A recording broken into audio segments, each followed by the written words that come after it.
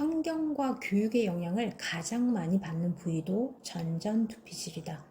이 전전두피질이 완전히 성장하는 나이는 25세 정도로 알려져 있다.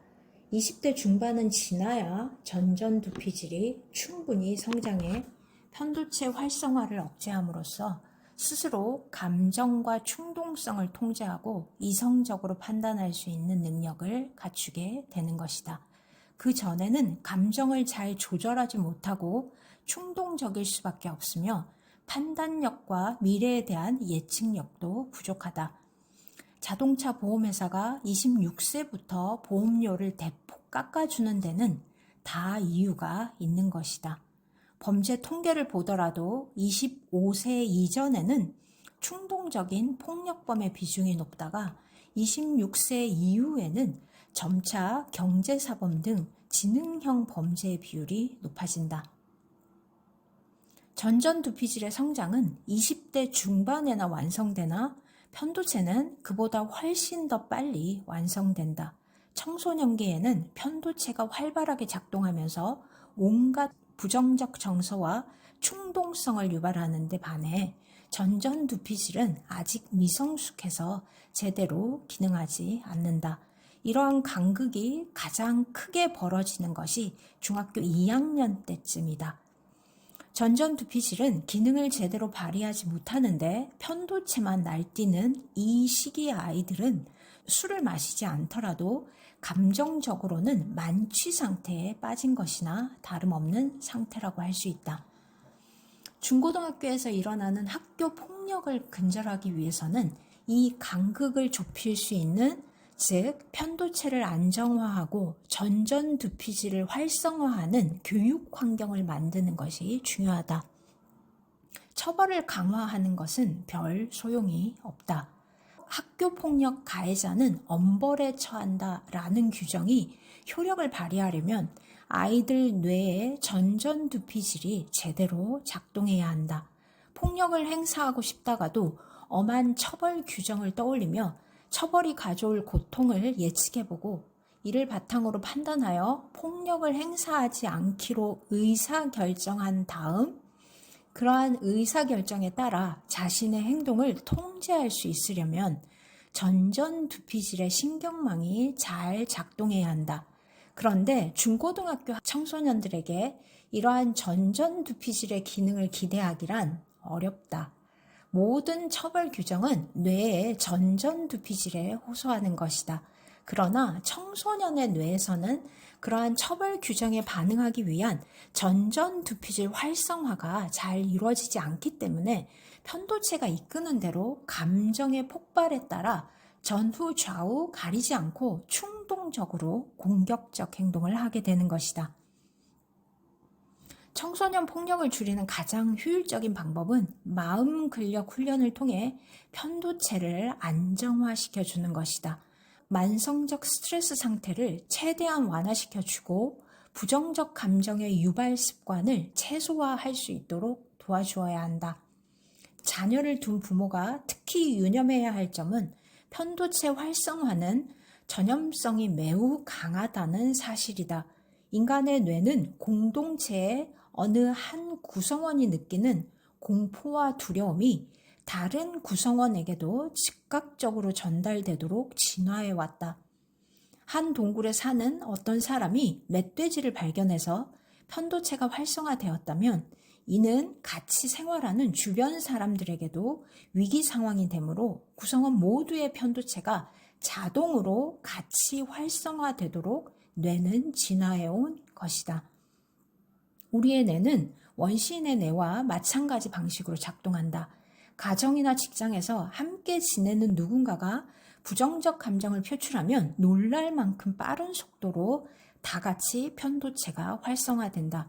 특히 부모가 화를 내거나 짜증을 내거나 불안해하거나 걱정을 하게 되면 즉각적으로 자녀의 편도체도 활성화된다. 부정적 감정을 표출하는 부모는 아이의 편도체만 강화하고 전전두피질은 약화하는 양육을 하게 된다. 한마디로 아이를 정서적으로 불안하고 무능력한 사람으로 키우는 것이다.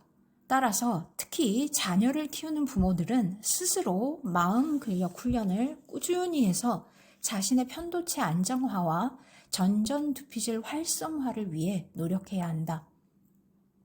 뒤에서 살펴볼 후성 유전학의 관점에서도 부모의 정서 상태는 아이의 건강한 두뇌 발달에 강력한 영향을 미치는 매우 중요한 환경이다.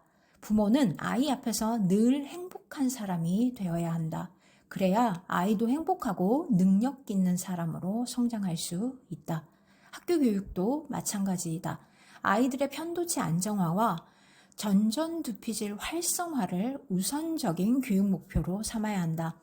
이와 관련해 주목할 만한 것은 교육 현장에 널리 알려진 SEL, 즉 인간관계와 정서학습이다.